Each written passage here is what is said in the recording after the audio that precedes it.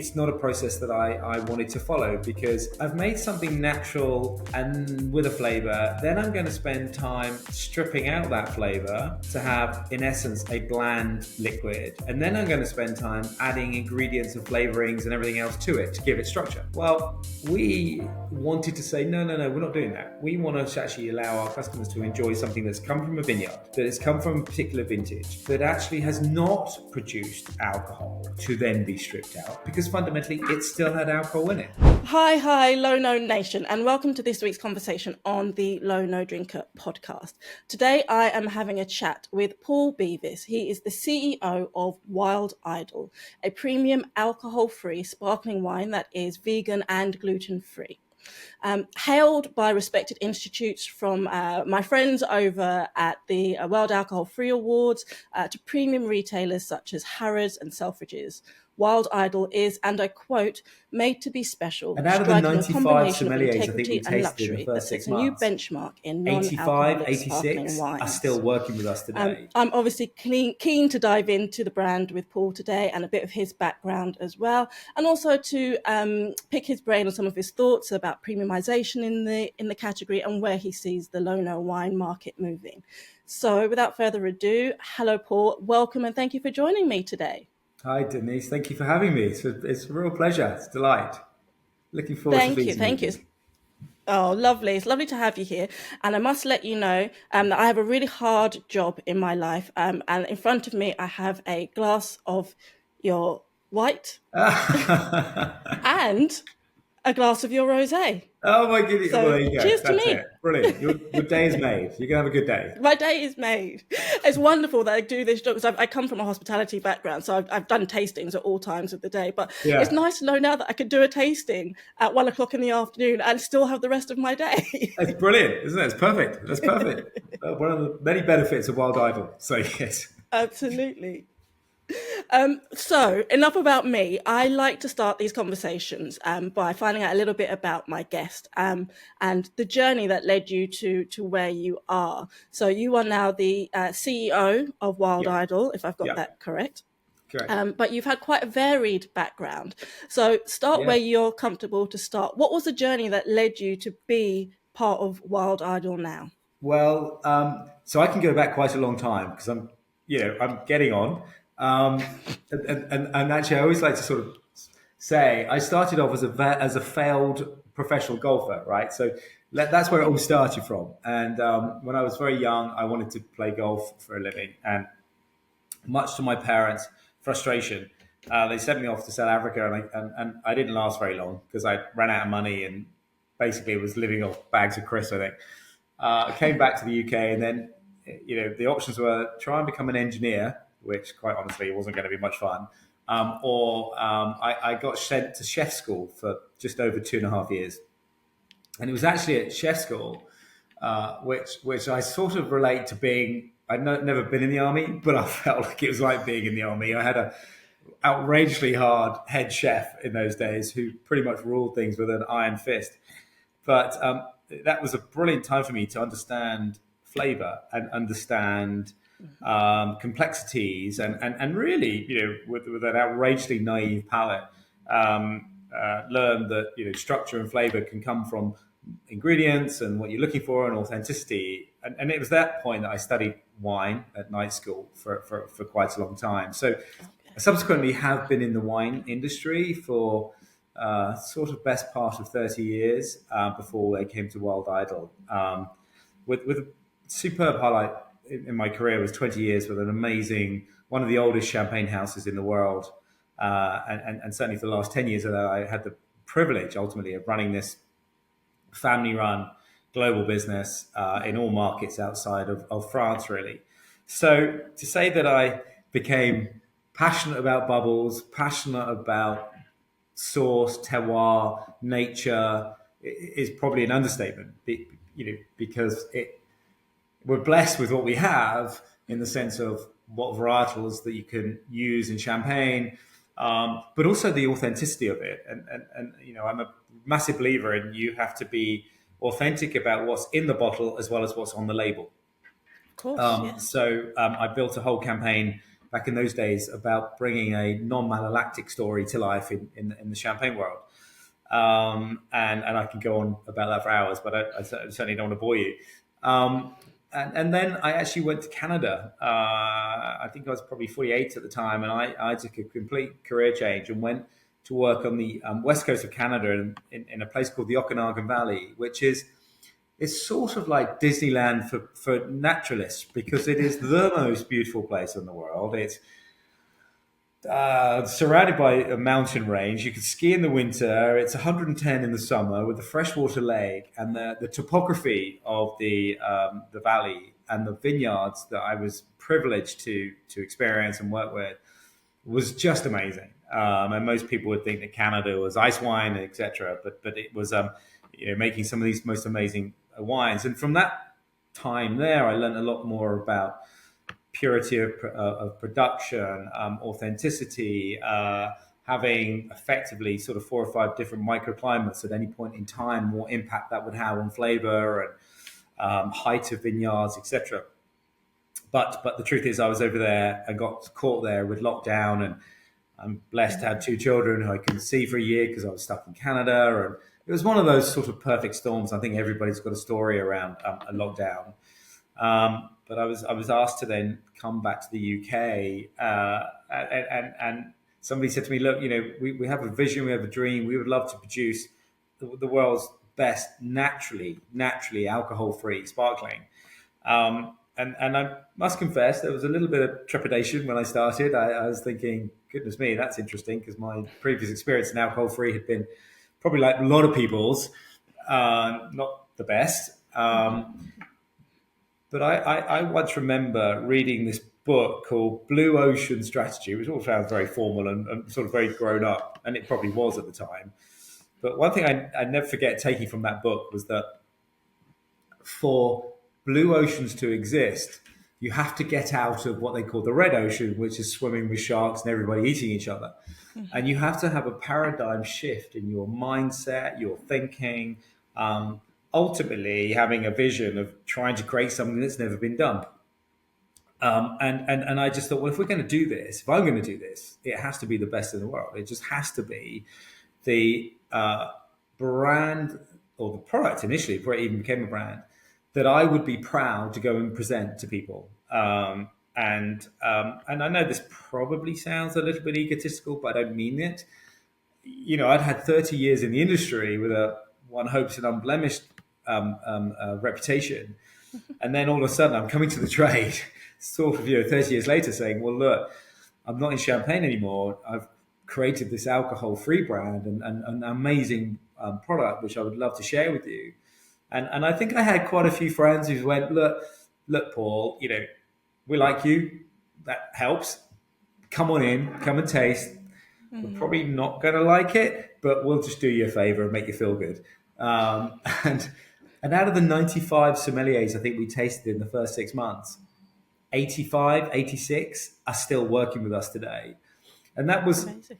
You hear a lot of great stories around like the Innocence guys who created the 2 bins and people tasting, should we create a company and leave our jobs or not? It felt a little bit like that actually, because sort of talking to some of the most reputable people in the UK industry about alc free, and their perception at that time was, well, a majority of it's been pretty poorly dealkalized, it's full of sugar, it's full of chemicals.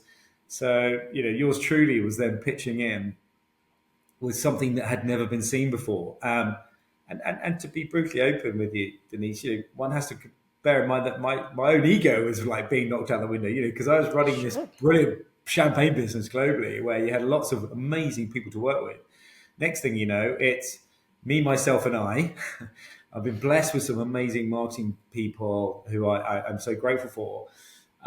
But you're out there on your own. You're doing it yourself. You're doing stuff that you hadn't done for probably best part of 25 years. Yeah.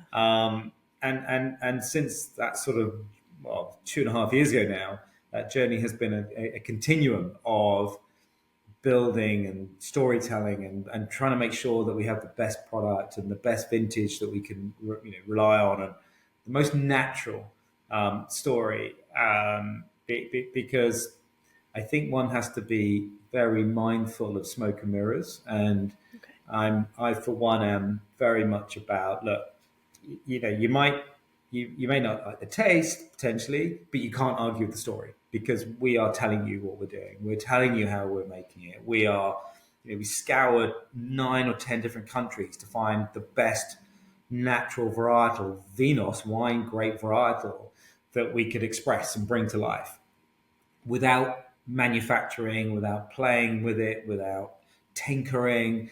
And it all sort of comes back to the logic around gravity fed wineries. The most natural way is best way to make wine is in 5 steps and through a natural gravity fed winery. And, we looked at California, we looked at Spain, we looked at France, we looked at Italy, Germany. And actually, in those days, when we started, it was the Rheinhessen that we completely were blown away by because they've been growing grapes for hundreds of years, amazing varietals. And I think what we were trying to do, and what we did, I think hopefully end up doing, is creating something where we would allow the natural expression of that fruit, Müller-Thurgau grape, for example, in our white and in our rosé, to express itself but without manipulating it.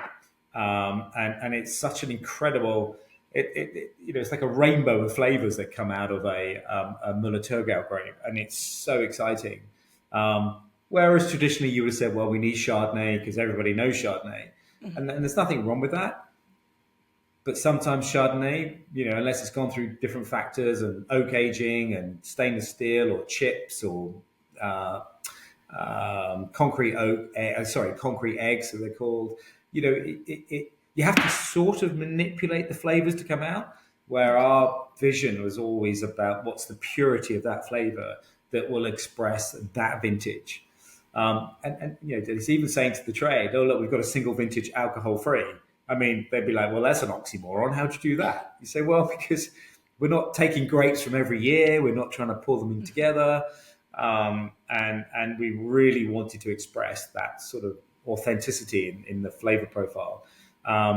So it's been a really amazing journey and continues to be, Denise, because each market's.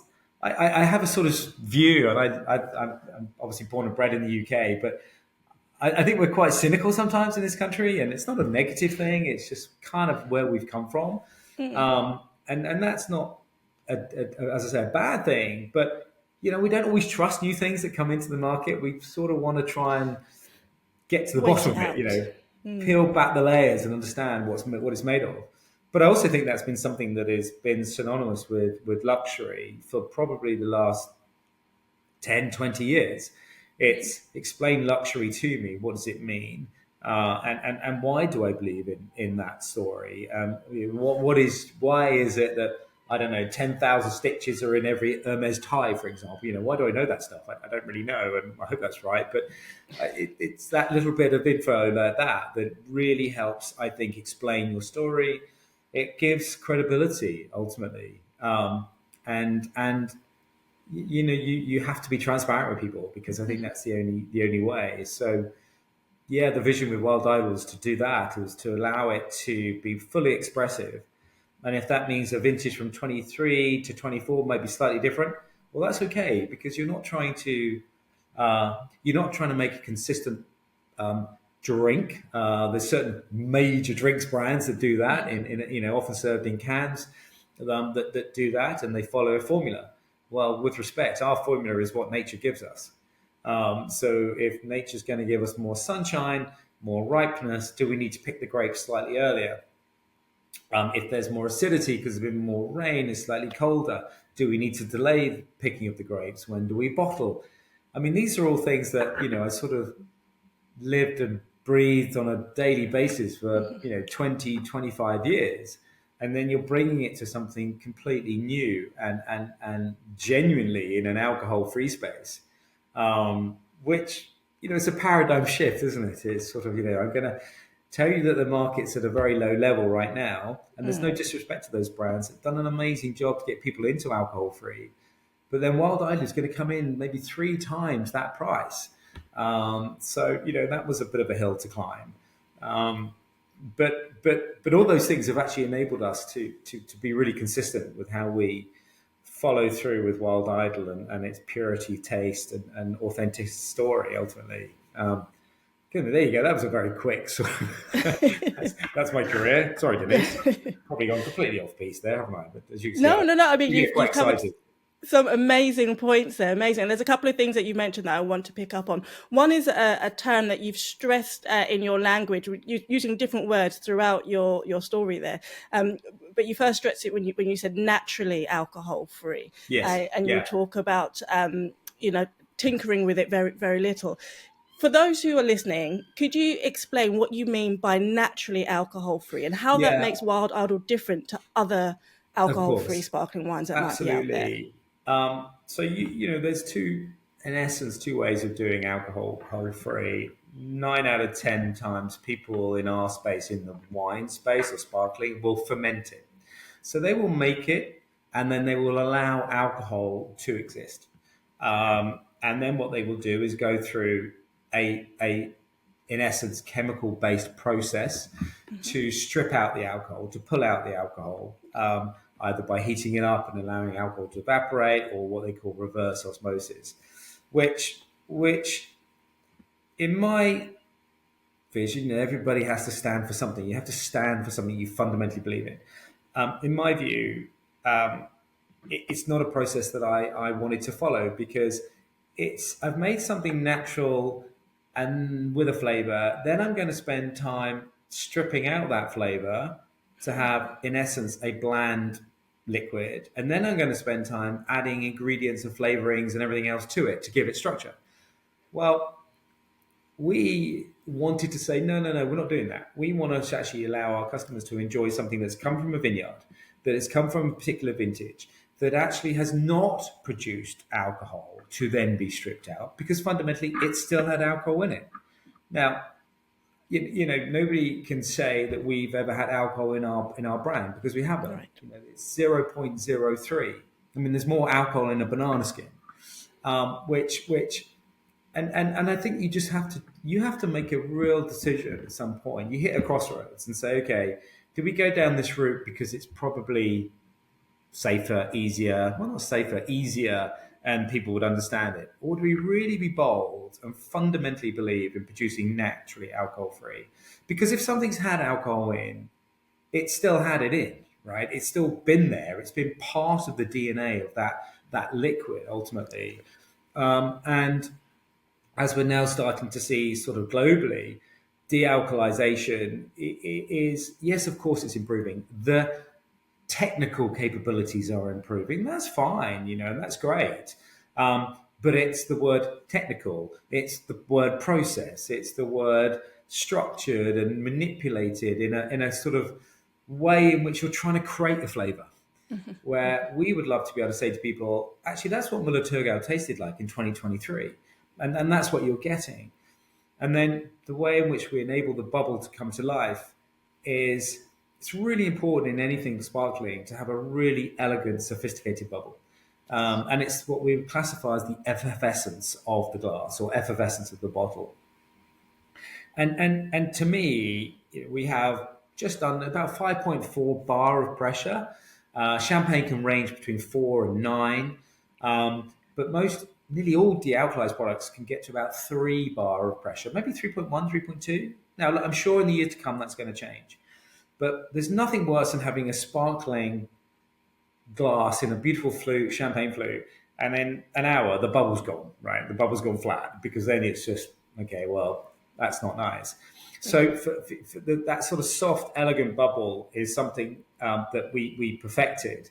That took quite a long time, Denise, to be honest. But that is one of the benefits of being naturally alcohol free at the same time, because that gives the structure, it gives the customer, any of us drinking it, the ability to still get this lovely, it's like pétillance. I mean, that lovely French word, pétillance. It's like, it gets your palate ready, it sort of awakens your palate. And then not confecting it and not adding loads of sugar and not adding things to it to try and craft the flavor. I mean, that's why we still work with one of the best English winemakers. And we work with those guys every vintage, because, they're making wine. And although I might think that I can do this all on my own, nobody can do it on their own. You need a great good people around you. And it's always a really healthy debate. And also, you're producing something that, as I said, nature has given us, and then we're trying to actually enhance and perfect. But it's like sharpening a pencil to some extent. You can only get a little bit fraction sharper, and it's not a paradigm shift anymore in that sense. So, and that's something that we've just noticed. We for the first time ever, we're just making Magnum bottles of our rosé and our white, which has taken 3 years to do. And I mean, there's a whole probably podcast on startup strategy here, but Oh which gosh, is yes. I think the strategy is just get on with it, that sort of thing. But you start a company where there's no glass in the world, there's no cardboard, the corks have run out, there's foils. I mean, you name it. You sort of go through these things. But sorry, yes, to come back to your point, yeah, naturally alcohol free for me is such a difference. And having something that's had alcohol then stripped out, which I'm just not a fan of. I don't personally see it because I think you're crafting something. It's a process where we would love to say nature's given us this. Now, how do we bring this natural flavor out in the most authentic way without manipulation? And yeah, that's why there's sometimes a little variance. Every vintage can be slightly different. It could be slightly drier, just purely because we picked the grapes a little bit earlier, for example. So yes, sorry. And what does that do to sort of your production processes? Because I imagine that when you're de-alcoholizing, Yeah, and I speak purely from a position of someone who just listens to what people like you say. yeah, But when you're de-alcoholizing, you have perhaps a lot more control, if that might be the right word, in that you are setting up systems and processes that the liquid needs to follow. yeah, When you're taking a much more natural yeah, approach, yeah. that must present a lot of unique challenges in creating something that can really satisfy what it is that people are looking for. Yeah, totally. Look, I mean, there's volatility, right? I mean, gosh, if it got too warm or something happened, then it did for men. I mean, game over. There is a degree of volatility in it, but I think that plays to why we did it. If it was that easy, everybody would do it. I mean, we don't like taking on small challenges, Denise. It was sort of yeah, I don't need any more wrinkles, but my God, this has given me some. Because sometimes, you just think, yeah, nature is incredible, and you have to respect it. You can't fight it, you can't change it. You have to deal with what you've got. Yeah.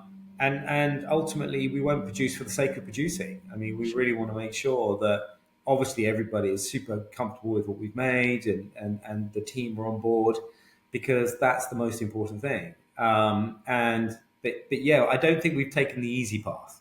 It is the path least travelled. I think there's probably a book like that. I'm sure there. I think there I is a think there book. is. Path less travelled, maybe. The road But less travelled, isn't it? I yeah, don't know. I believe so. one of those things. But it's that sort of point, isn't it? And I think I don't know. I think as you get a little bit older, your vision is what legacy to some extent. Yeah. Can you what would you like to put your hat on at the end of the day? Have we done something that's never been done before, and in a way in which nobody else has done? And I think that's probably really rewarding at the same time, and that combined with this sort of groundswell of enthusiasm for alcohol free. I remember as a child, well, as a child, but as a young man, thinking, my God, I don't want to drink, but I feel pressurized to drink, and I've got to go out and I must drink because everyone else is drinking. And, it was, I think the world has changed. The world continues to change. People have a choice. They should be proud, and they shouldn't have to feel pressurized to drink. I'm not knocking alcohol. Look, I've been in the industry my entire life, really, and I respect it immensely. And we're just trying to create something new that gives people that choice. And to some extent, it's what we've seen in electric vehicles. I mean, the world is chips seem to be taking over the world these days, but things are changing, and the art of communicating, the art of spending quality time with people, the art of having a good time but not needing anything specifically alcoholic to have a good time. If you choose that way, that's fine. I think that the ability is we all have a choice, and whether it's to drink or not to drink, it's not for us to preach. But if I choose not to drink this evening, then I know that I can still be part of it, and it doesn't say I'm a lesser person just because I'm choosing not to. And I think that's really important. Sometimes society makes us play small, and we've always sort of got have the courage of our own convictions to go, no, it's okay. I'm fine, thank you. I'm good. I guess we saw that with smoking and how smoking's changed. And my gosh, nowadays, it's almost obscene, not obscene, sorry, but it's very rare to see people smoking as much as obviously it was back in the day. So I guess there is a changing tide, and there's a really good book actually. It's quite an interesting book called The Buddha in the Mirror, and it was quite interesting because one of the lines in it was that do you feel that you're doing something genuinely to help society, right? As a much bigger mission than bottles sold, etc. And I genuinely think we are. Actually, I like to think that we are helping people have a good time in a humble way, where they don't feel pressurized one way or the other. Yeah. Whether it's one alcoholic drink, one non-alcoholic drink, whether it's non-alcoholic all night or whether it's no alcohol or alcohol. As I say, it's not preachy. It's just because we deserve a choice ultimately, and I think that starts to open up multiple opportunities really for people. And then we see it in our space now. Alcohol-free, luxury or premium alcohol-free cocktails is such a cool space for people. Because back in the day they were pretty much laden with sugar and no thank you. Nowadays they are an art. They are, my gosh, it is like watching pieces of art come together when people are blending all these flavors, and it becomes like a bit of a show. And I think that's a massive area that we've seen a huge change in, how people will go out and will still spend the same sort of money, but they now demand, which they should do, something that is of high quality, and that they realize has taken time to make. It's not push a button and then here's a bottle. It's, oh my gosh, vintage like this, and there's a bit of rain now, and then the sun's coming, and then the grapes going to be picked here, and I think they personally, I think they deserve to have things that actually people care about what they're producing ultimately. I think you're absolutely right, and so many points that you've made there. You're very much singing from my hymn sheet in terms of it's not about preaching to people that alcohol is bad or that they shouldn't drink. It's simply about, and everything I try to do with the magazine and with the podcast is about giving people choices and options that until now they didn't realize existed, and also that they didn't realize that the quality of those options, because you're right. If you travel back in time a few years, across the board, across the low, no, and light drinks spectrum, the quality was left a lot more to be desired. And so much work is being done now, whether that's talking about sparkling wines or still wines, whether that's talking about beers or the cocktails in the can. You're right. It's not just push button, here's a fizzy pop. People are demanding quality. People are saying, I will give you some money, but if you're going to ask me for this money, then you need to give me back something that's bloody good in return. Yeah, absolutely. And we've all learned the value of a pound or a dollar or a yen or whatever it may be, right? Because we're living in an environment which is tough for some people, and for a lot of us, it's not straightforward. And I think it's fair. It's got to be a fair transaction. It's got to be a fair proposition. And Denise, we don't go out and make a million bottles and think, right, how many of these can I go and sell in as quickly as possible? We make pretty small parcels actually, and that's great because every bottle's gone through effectively that care and attention. And it's, we don't make one batch a year and that's it. We will do small batches at various times throughout the year, and that to me is really quite special. That this isn't something that is readily available everywhere. Be, you know, you can't chase something too hard. You have to allow to produce the best you can. Yeah. You put your name to. You help people understand what you've made. You explain the story. It's all down to personal choice, right? And choice and flavour. I, you, some people may love us, I hope, and some people say, look, it's not for me, and that's sort of okay because you could drink Yeah. some of the best wines in the world, or eat in some of the best restaurants in the world, or drink some of the finest champagnes, and they're not going to be suited to everybody. So I don't fundamentally believe you can be all to everyone, and I don't think you should do. You have to stand for something, and I think that gives brand integrity.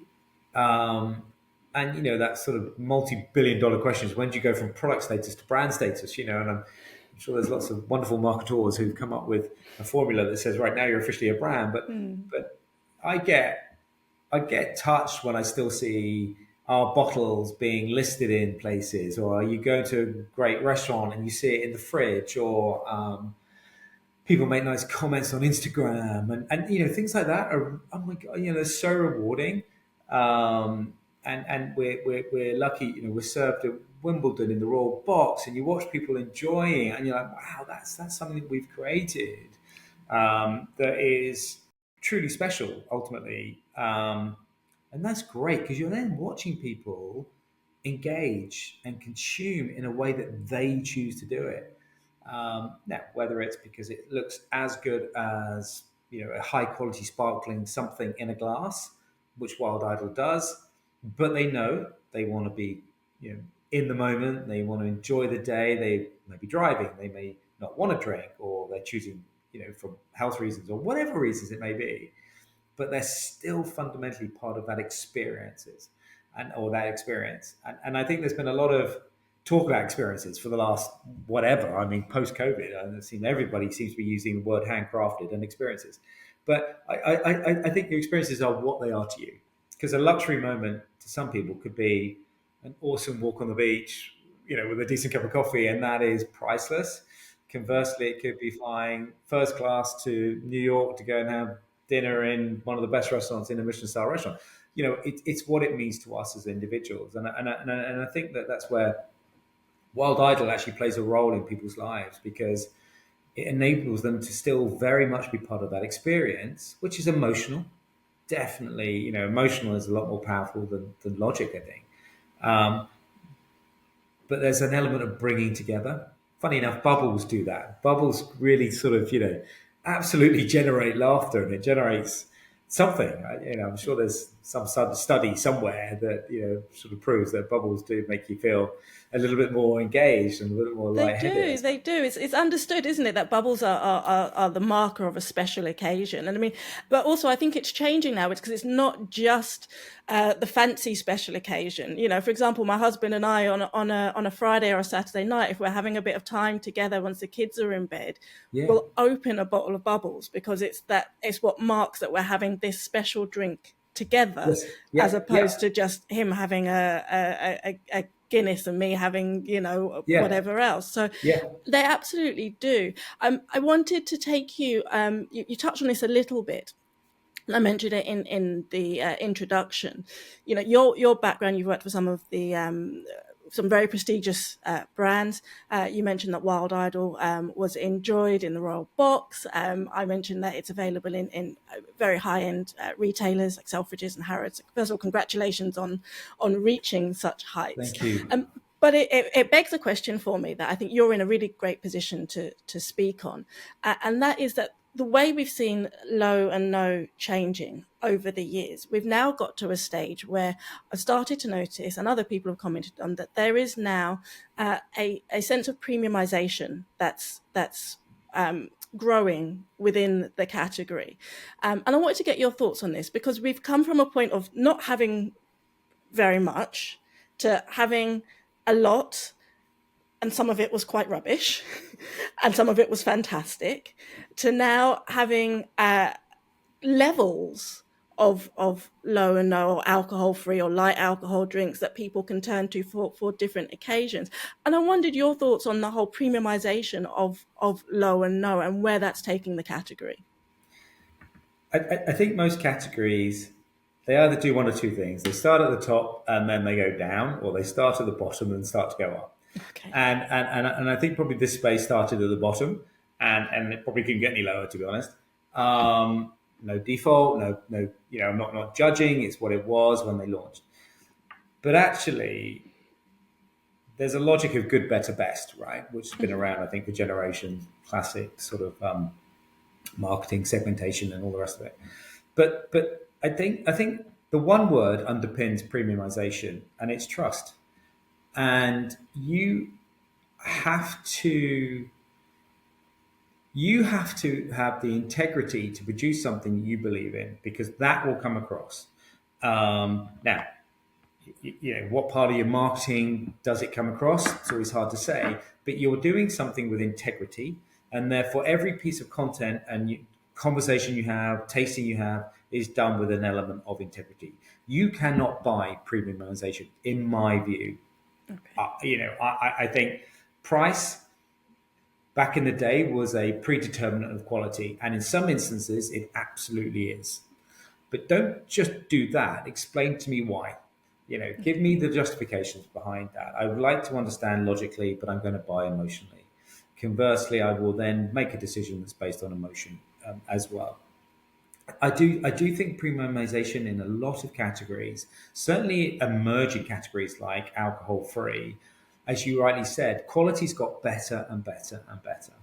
And if you bought something that was expensive and tasted, quite frankly, pretty diabolical, you would be so disappointed. And the chances are you would then sort of the whole category would tarnished with that sort of brush. It'd be like, well, quite frankly, it's all overpriced and it's not very good. So the best way is to build longevity and trust, and that's why it's a long game. That is why it's a long game. That's why you have to do what I call the grind work. You have to do the right things when nobody's looking, and I'm sure that's been used in a million one books, but it's true. I mean, there are some fundamentals in life. What you put in, you get out. Not always. It's not always fair, but if you're doing it with integrity and transparency, then I think you have to trust the system too, right? You have to trust the process. You conversely have to be consistent with your values for your brand. And what does that mean? Well, with respect, if you are going to be a brand that is going to be listed in some of the best places and available to our customers, it probably means that you're not going to try and sell loads and loads and loads of stock in other outlets just for the sake of hitting numbers. Of course, every business needs numbers. I mean, that's the commercial world. But at your peril if you do it in a short-term way. So, and I genuinely think that's how brands build credibility. The price point does now justify the quality that people are drinking. It just does, because you take a long time to make it. You're using the most recyclable glass in the world. You're using the best and most sustainable cork in the world. We use things like soy ink on our labeling. We give 1% of revenue back to the planet charity. I mean, to try and get the lowest possible carbon footprint per bottle that we produce. I mean, you, you can do anything short term and cut corners. Um, but that does not build again the trust with your customer, your shopper, your consumer, nor does it substantiate the reason for you as a brand to stand on your own 2 feet and say, this is what I want to stand for to people. So I'm sort of really conscious not to give you a marketing response to that question, because I think premiumization in every category can happen. Whether the products from £2 to £3 in that space, £3 may be a lot of money. I don't know. I'm trying to come up with something now. Certain jams, for example. I mean, coffee pods. I'm a caffeine addict. I love caffeine. Oh my gosh! And look at the spectrum of price points there. And I guess every space needs to look to premiumize, not just because they want more margin to the bottom line, but because they fundamentally know that the value that somebody's getting for what has been produced outweighs the price they're paying, or at least is equivalent. And that's the hard thing. That is totally the hard thing. And you have to make some tough decisions in that space. I think we'll continuously see premiumization, personally. Okay. And we see it in retail stores these days. You see it in hotels and restaurants. And people, I think people will pay if they feel they're getting good value, that they trust what they're drinking, they know what they're buying, and quite frankly, it doesn't taste so obscure and quite honestly, not very good. Um, and that to me is a massive factor. It's but help people understand a little bit as well. Yeah.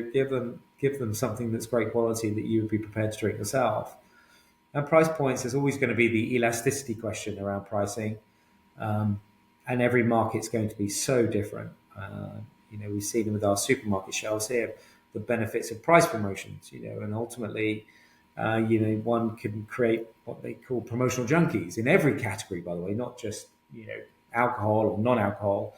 So I think you have to be really consistent and disciplined. And yeah, sometimes means you don't get the volumes you want, but it doesn't matter because you are building legitimacy that people should be proud to put this on the table Yeah. or as a gift. If you take Christmas, for example, sparkling was approximately 40% of business was done in the last 8 weeks of the year. Well, how many of those people don't drink? How many of those people should still be able to receive something in a beautiful, like wild idle box with a beautiful gift at Christmas time? It's not I don't know, Uncle Dave or Auntie Mary doesn't drink. Oh my God, what am I going to give them for Christmas? It's like, well, now they can actually have something. And it's crazy to say this, isn't it, really? Because you think, well, surely they could have had it for years. But nothing's genuinely, in my head, existed for probably until now. And I think that's a really lovely option, actually. Everybody's equal in that space. I think you're right. I think that the premiumization will continue to grow and to develop. Just from speaking to a lot of brand founders and what people are trying to achieve now, and I think part of it is the attempt just to raise the bar in general and say that these liquids need to be better and they need to be at their best. I do think we need to make sure that as an industry, we manage how it's done, and that it's you mentioned earlier on, if people try something in this space, they can be quite unforgiving, to paraphrase you, and I completely agree. I mean, the most premium brand that I've come across is I've not tasted it yet. There's a bottle of alcohol-free wine out there that costs £109, Wow. um, Yeah. and that's a lot of money to present to a populace who are still quite on the fence. Unless you're already in this world, a lot of people are still quite on the fence about it. And so I think it's important that we manage how those types of drinks are presented to people in a way that they can, as you say, appreciate the story and understand what is the value in this for Yeah. me. You know what? You that whole thing around leading a horse to water, but not you can't force it to drink. Yes. I think you have to be really look. I think all of this comes with a caution, right? There's a little amber flag somewhere that says, "Do not underestimate the power of your consumer and your customer." Yes. And I'm not saying the 109 or 108 pound bottle of something is bad at all. Um, there's novelty factor, right? And that's fine. Look, that is a big step. That's a huge drive for people. I think right now, as an industry, we should be helping people engage in high quality alcohol free. Um, every business is going to have its own strategy. And I just think sometimes it's good to be bold, but I would also not try and alienate people. Actually, and you do need a number of people to be buying into the concept of Yes. certain price points first. Um, yeah, and I don't know enough about it, never tried it, but I'm sure there's a reason for doing it. Yes. And maybe we haven't done it for a reason. But that's because I prefer to get something absolutely as good as we can possibly get at a price point that is still a stretch for people sometimes, which I respect and understand. Yeah. But we're not doing it for any other reason apart from the fact that Yeah. it's not mass volume. It's gosh, the care and attention that goes into this is hard and it's volatile. It's difficult to do. It's not volatile, but it's a challenge. It's not a straightforward process. So I guess for us, that's the fundamentals of it. Yeah. So Yeah. Good luck. 109. I don't know, man. I could be wrong. I could be wrong. And I will always be happy Let to me get one. take you back to Wild Idol specifically. For those watching the video, you can see I've got some beautiful bottles here. You do. Could you tell us a little bit about the flavour profiles of each of Yeah, these drinks? So definitely. So you whichever. have the rosé there, and that's. So we launched first with our rosé. Actually, that was the Oh, first did you? first line that we were able to launch with, and it was the vision was not to extract too much color from the skin of the red grape. So we use Merlot in that, Okay. because I really wanted this beautiful sort of Provence rosé color actually. And you look at a lot of rosés in the market today. There's multiple color shades. I mean, God, it's incredible. There's so many spectrums of rosé color. But what we wanted to try and produce with our rosé was there's an exceptionally beautiful little red strawberry, which is a French strawberry. It's a tiny little one that's got a really beautiful, pungent nose and taste. And we were trying to pull out this natural expression of the Merlot varietal. Because with the Müller-Thurgau grape, you've got, as I said, this kaleidoscope of flavor. You've got acidity, freshness. You've got a little bit of spice. It's got this vibrancy about it, which is awesome, really, because not many people would go out and drink Müller-Thurgau. And then we decided to use Merlot as well because Merlot, we wanted a bit of tannin, that sort of slightly dry tea, but you need that to balance out the palate ultimately. So I think with our rosé, what you get is this sort of summer fruits flavor, those lovely red fruits, but with a beautiful hint of sort of wild strawberry, but not sweet. And the most important thing for me was the longevity on the palate. So a lot of products that have been out normally, flavor, finish, dead. It just sort of falls off a cliff. And for me, it's how could we try and elongate that flavor in the palate, where you do have different um, sort of profiles coming to life, and the most important thing was obviously to have a clean palate at the end is lovely, right? You don't want it cloyy, you don't want that syrupy flavor, so you need that lovely um, acidity, which is like essential in anything with bubbles in my world.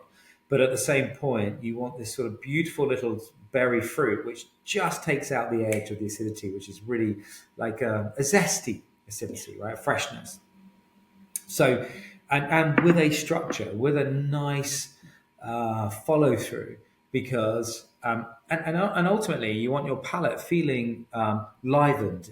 You want it to feeling like it's just sort of had its own little workout. It's like, okay, I could do that again, and it's sort of got this freshness to it. And ultimately, would I come back for a second glass? Yeah. That's always our goal. How do we make something that actually I would love to drink, whether it be winter, summer, all year round, breakfast, brunches, but ultimately has this cleanliness to it. So our rosé, it has become incredibly popular, which is lovely. Hence the reason why we've done half bottles now and magnums, which have been great. We're on our second vintage, which we're super delighted with. And it's a style that's suitable all day long. I mean, it's beautiful, really, and served at 7 to 8 degrees. It's beautiful, clean flavor. See, if you over chill it, you kill all the flavor, Yeah. right? And you have it at room temperature, you get natural flavor. So actually, about 7 to 8 degrees is the perfect temperature because you've got Okay. the chill factor actually brings it to life. It sort of explodes a little bit in your mouth, which is nice. That Fantastic. coupled with this really soft, elegant bubble. And the white, yeah, wow, it's fascinating because our white has become incredibly popular with the hotels and restaurant sector. This is Müller-Thurgau. There's no dosage in the white. It's got this beautiful golden hue color. It actually looks like this sort of slightly golden, like a slightly longer aged Blanc de Blanc, right? That's what happens to Blanc de Blanc. It normally goes slightly darker as over a bit of age. Yeah, look at that color, right? I mean, it's so appealing, because it's actually got a structure all on its own, and it can go with food. You can drink it on its own. It's really versatile, actually, and there's a body to it. A lot of out frees are really light. They're like watery, and this has got a sort of it's got a structure to it. There's a frame to this, which is not a one-dimensional flavor, but almost this sort of rounded element to the spice from the muller, the ripe fruit that you get, the acidity. So yeah, actually the white we're really like blown away with, and people are very much more credible people in the context of the wine world have said, "Are you sure this doesn't have alcohol?" And we're like, "I guarantee you, it doesn't have alcohol." It's just that we've gone into a new space with Muller Turgau and trying to bring this to life. So now, yeah, we'll always try other things. Excuse me. We're always looking at innovation, but not innovation just for the sake of it, but with intent. So, excuse me. Then with that's the aspiration. Yeah, I love the wine. I love different occasions. Actually, there's two different occasions ultimately. I love that you have such a long background in wine, but yet you describe it in very relatable terms, because you can quite often, wine is intimidating for people, Yeah, and then out free is intimidating for people. So if you put those two things together, and people are like, I don't know 7 of those words that you just used, but you describe it in a really sort of approachable way, and I've learned something because I've been in hospitality for 24 years, and I've never heard of that grape, that Muller yeah. Turgau. Never heard Militago, of yeah, that one, so yeah, yeah, that's fantastic. yeah, yeah. The if people want to know, before I let you go, I've got 2 questions for you. So the first and foremost is, if people would like to go and obviously try some amazing Wild Idol for themselves, learn more about your story and what you're trying to achieve, where's the best place for them to go and find you? Well, look, I mean, quite frankly, the website is the best place. It's got our story. It tells everything. We have an ability for people to try it. We have our lovely clients who are listing it, whether it's the Ivy restaurants who do a wonderful program with By the Glass or afternoon tea programs. So we list a lot of our great clients on there. They can come to me directly. It'd be a pleasure. Wildidol.com is the site. We sell directly to consumers just one bottle if they wish, just to try. That's fine. So that would absolutely be the best place. There's no doubt. Fantastic. I will make sure that that's all in the show notes so that people can go and have a look for themselves and make a purchase and learn more about you and get in contact if they have any questions. Before I let you go, it's time for my final question, which is one that I ask everybody who comes on the show, because I am all about spreading the love of low, no and light drinks across all of Low No Nation. So I appreciate that we're recording this in autumn, but I'm going to stick with my barbecue analogy. So cast your mind forward to next year or back to this summer, and let's imagine you're off to a barbecue with a few friends to have a lovely sunny time. And for that day, you don't feel like drinking alcohol. Other than, obviously, a couple of bottles of Wild Idol white and rosé to share amongst the many appreciative guests who will be there. What other drinks in the low, no or light space do you enjoy drinking in your own downtime? So this is quite interesting. Actually, I've never been a beer drinker, right? I was Okay. never a beer drinker young. I've never been into drinking multiple beers, etc., during my time. But there are now some exceptional beers in the market, which actually I've become a consumer of beer, Okay. which is bizarre because I never drunk it, in my youth effectively. But now I would easily drink some of these beers are so good. Okay. Um, Guinness 00, off the charts, right? The guys have done amazingly. And that really is a true testament to commitment to quality and commitment to the customer experience. So I would actually go into the beer space or the Okay. stout space because it's weird. I never did before, but now I would. So, and it's enjoyable. I love it. And it's very much being part of that occasion, and it's refreshing and clean and doesn't taste chemically or chemical, I should say. So yeah, that would be my space actually. That Okay. need to be invited to a barbecue, of course, Denise. But once somebody invites me, then I'll definitely be there with that. But yeah, Interesting, but that would be interesting. me. Yes, Yeah, totally. that's And I a, think that's that's really interesting, being a non-drinker, beer drinker, to then becoming a alcohol-free beer drinker, which is I've heard really that from a few people though, Paul. I have heard from a few people who they previously weren't big beer drinkers, and I myself wasn't a very big beer drinker either. But yeah, now that they're drinking more alcohol free, and I don't know if it's because people are experimenting more because you're sort of like, right, I'm in this world now. Let me go and find some stuff. There's lots of different things yeah, to try, or it's obviously the lack of alcohol in there is not reacting with the hops in the same way and giving that because you don't have as much bitterness, for example, or as much weight in some of these beers, which yeah. actually makes them more sessionable, more enjoyable in that way, I guess, for people who didn't. But then you do still have some alc-free beers that have got a lot of oomph to them, like the big drops. They've got a lot of punch to them. So Oh yeah, it's yeah. interesting, isn't it? It's totally interesting, and I just think that's where now businesses are really like so committed to giving customers a great experience, and Yeah. that whole element of being more present and enjoying the occasion. I mean, I just find it really bizarre. People who know me, are like, "Well, now you'll drink beer, but you never did, 20 years ago," and Yeah. I can't really explain it apart from the fact it feels really right, and I just feel very much, part of that occasion. So, yeah, there you Amazing. go. That helps. Amazing. Paul, thank you so much for your time today. I'm going to let you go, but I could have talked to you for much, much longer. I've got lots of questions we didn't get to. So in the future, when there's some more developments, I'd love to invite you back on again. Be a But for now, privilege. thank you so much. My absolute pleasure. Thank you so much, Nice, for having me. Thanks.